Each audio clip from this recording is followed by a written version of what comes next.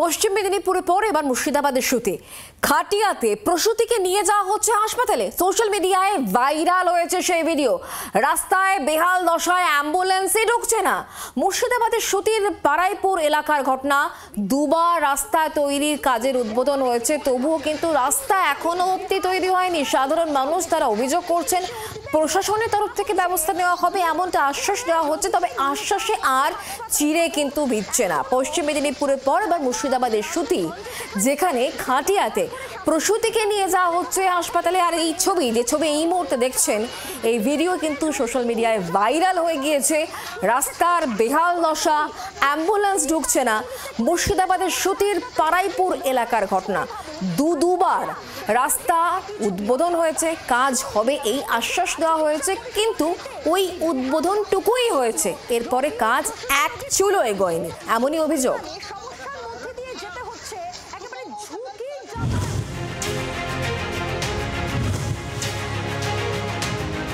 মুর্শিদাবাদের সুতির হারুয়া পঞ্চায়েতের প্রত্যন্ত পাড়াইপুর গ্রাম। রাস্তা না থাকায় ঘোর বর্ষায় ভরসা খাটিয়া, আর তাতেই একজন অন্তঃসত্ত্বাকে নিয়ে যেতে হচ্ছে স্বাস্থ্যকেন্দ্রে। ভিডিও ভাইরাল হওয়ার পর শোরগোল। কিন্তু কেন অধরা সড়ক পথ? প্রায় 1.5 বছর আগে পাড়াইপুর গ্রামে প্রায় 1 কিলোমিটার রাস্তা তৈরির জন্য 39 লক্ষ টাকা বরাদ্দ করেছিল রাজ্য সরকার। তবে স্থানীয় বিডিও অফিস থেকে রাস্তা নির্মাণের কাজের ওয়ার্ক অর্ডার পাওয়ার পর দায়িত্বপ্রাপ্ত সংস্থা ওই গ্রামে রাস্তা তৈরি করেনি বলে অভিযোগ। তার ফলে দুর্বিষহ অবস্থায় দিন কাটাচ্ছেন ওই গ্রামের কয়েক হাজার বাসিন্দা।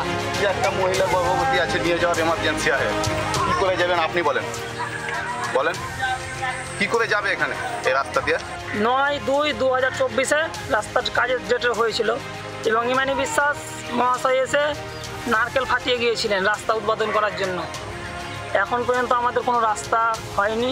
পথশ্রী প্রকল্পে ওই রাস্তার ওয়ার্ক অর্ডার হয়ে যাওয়ার পরও যে কাজ শুরু হয়নি তা স্বীকার করে নিয়েছেন সুতির বিধায়ক ইমানি বিশ্বাস। সুতি 1 ব্লকের বিডিও অরূপ কুমার সাহা বলেন, দায়িত্বপ্রাপ্ত ঠিকাদার সংস্থা সময় মতন কাজ না করায় তাকে 2বার শোকজ করা হয়েছে। তবে ওই এলাকায় হিউম পাইপ পড়েছিল, তাই রাস্তা নির্মাণ করার মতন অবস্থা ওই এলাকায় ছিল না। মুর্শিদাবাদের সুতির পর বসিরহাট। রাস্তা বেহাল থাকায় বাঁশের ডুলিতে নিয়ে যাওয়া হলো রোগী।